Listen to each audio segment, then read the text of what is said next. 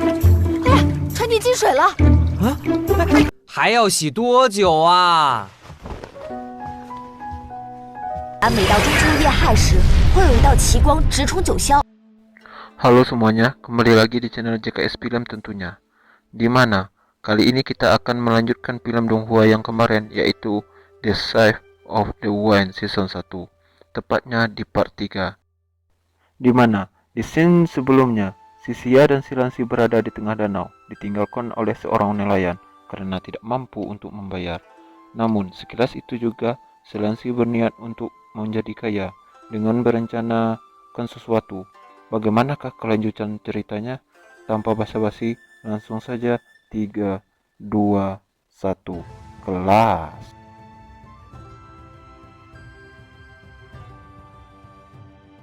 Scene diawali dengan sebuah rencana yang akan dilakukan oleh si Xia dan si Lansi, di mana mereka berniat untuk mengirimkan surat kepada kerajaan Jisia.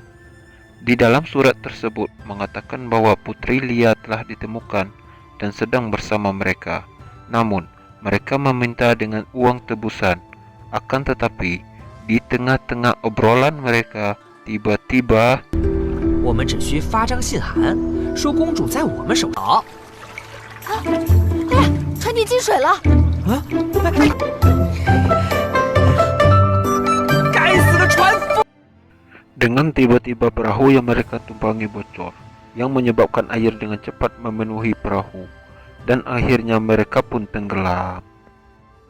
Kemudian scene berpindah tepatnya di dalam sebuah istana kerajaan, di mana terdapat seorang prajurit yang melaporkan kepada seorang pangeran bahwa Putri Lia telah ditemukan. Putri tersebut berada di tangan kelompok iblis. Kelompok iblis itu tak lain dan tak bukan adalah si Xia dan si Lansi yang sedang menyamar. Kelompok iblis itu juga meminta 1000 koin emas sebagai tebusan. Namun anehnya, surat tersebut sangat mirip dengan tulisan tangan Tuan Putri, dan juga terdapat segel giok yang dimiliki oleh Tuan Putri. Akan tetapi, Putra Mahkota tanpa curiga sedikit pun menyuruh pengawalnya untuk menyetujui persyaratan tersebut. "禀告二殿下，信中说，丽雅公主被一个名公主的亲笔求救函，上面的玉印确为丽雅公主所有，只是按他们说的去做吧。" Singkatnya, tepat di tengah malam yang gelap, tampak 3 orang prajurit yang sedang menjaga koin emas yang akan diambil. Akan tetapi, tiba-tiba 快看，着火了！ seorang prajurit melihat kebakaran serta para kuda yang begitu banyak sedang berlarian. Di antara kuda-kuda tersebut ada seekor kuda yang sedang ditunggangi oleh Lansi. Si Lansi menggunakan taktik tersebut untuk mengambil koin emas. Akan tetapi, di tengah-tengah pelarian si Lansi, seorang prajurit berhasil menemukannya dan terjadilah sebuah pertarungan.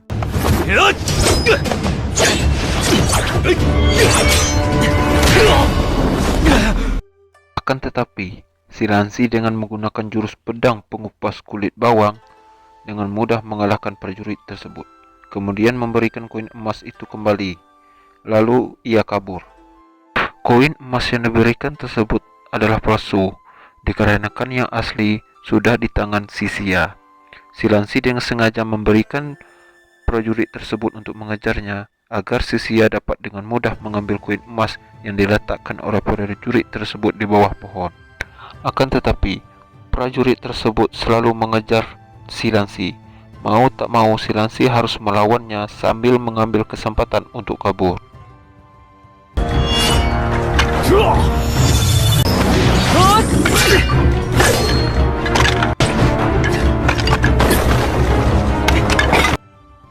Di tengah-tengah si Lansi lagi kabur, sedangkan si Xia sedang mengambil koin emas di bawah pohon yang dikubur oleh prajurit kerajaan. Koin emas itu pun sukses ia dapatkan.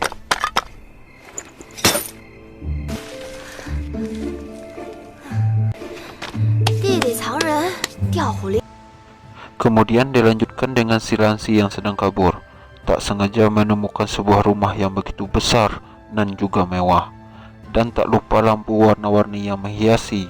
Tanpa adanya rasa takut, Si Lansi langsung masuk lewat jendela sebuah kamar. Akan tetapi tiba-tiba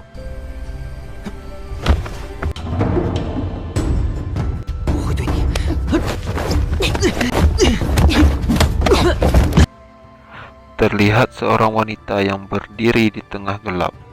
Kemudian si Lansi mencoba untuk menutup mulut wanita itu supaya tidak berteriak. Akan tetapi wanita itu mempunyai ilmu bela diri dan dengan mudah menjatuhkan si Lansi. Bukannya menangkap si Lansi, melainkan wanita itu langsung menghidupkan lampu. Ya takut kali ya, berdua-duaan di dalam gelap, ya kan? Oke, lanjut. Setelah lampu dihidupkan, dengan jelas betapa terkejutnya si Lansi melihat bahwa perempuan itu adalah Nona Ziu, nona cantik nan anggun yang berhasil memikat hatinya waktu di jembatan kemarin. Seketika itu juga membuat si Lansi sangat gugup, bak seperti pengantin baru, ya kan?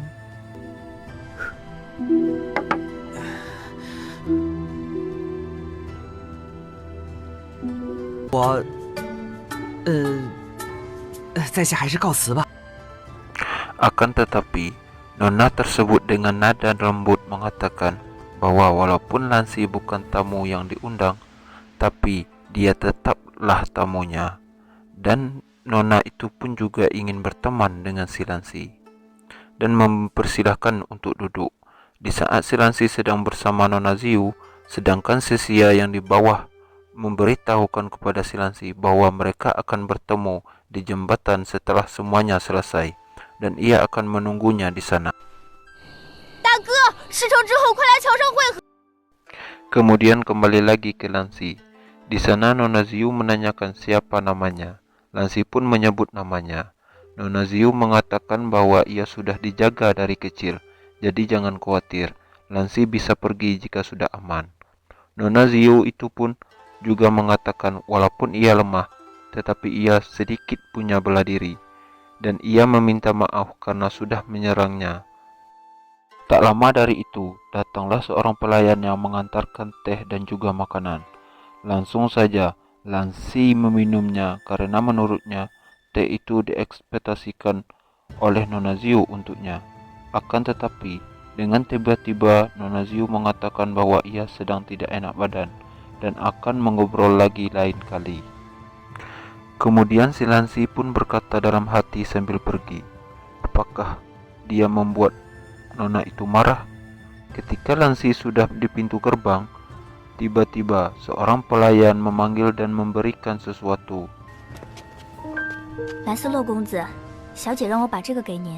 下本大爷，非是前生有宿，好交情初见面，相逢无。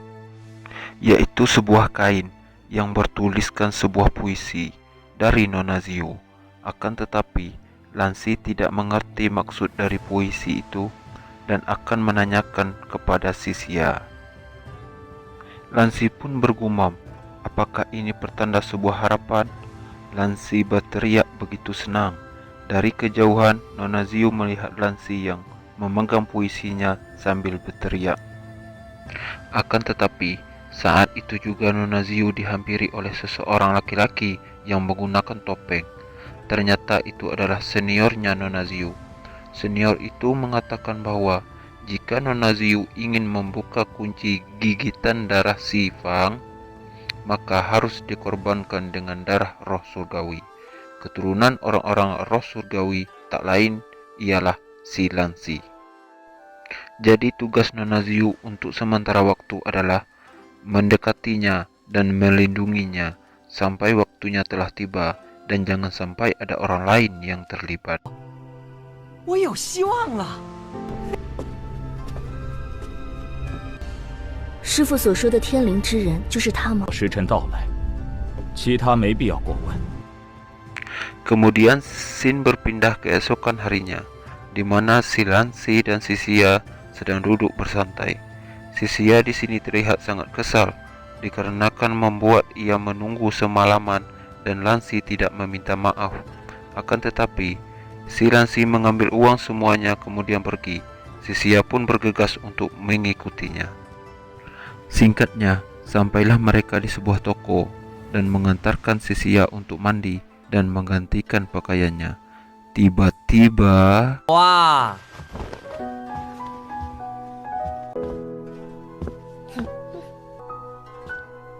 很帅嘛！ Sisia keluar dengan anggun serta penampilan barunya. Ya, Silansi pun terkejut dan sambil mengatakan bahwa Sisia sangat tampan. Di sini Lansi masih belum sadar sih kalau Sisia adalah seorang wanita, oke? Kemudian Sisia mengajak Silansi untuk melihat rumah baru mereka. Setelah itu, mereka bersantai sambil mengobrol yang disuguhkan dengan pemandangan yang indah. Lalu Lansi menanyakan, apakah Sisia tahu maksud dari puisi Nona Ziu? Sisia mengatakan kalau arti dari puisi itu adalah bahwa Nona Ziu ingin mengajaknya untuk makan malam. Lansi pun tidak bisa menolaknya, kemudian pergi. Saat Sisia sendirian, tiba-tiba ia terbayang bagaimana mereka pertama kali bertemu dengan Nona Ziu dan berpikir kalau Nona Ziu sedang lagi ada masalah. Setelah itu, Sisia pun ikut pergi mengejar si Lansi.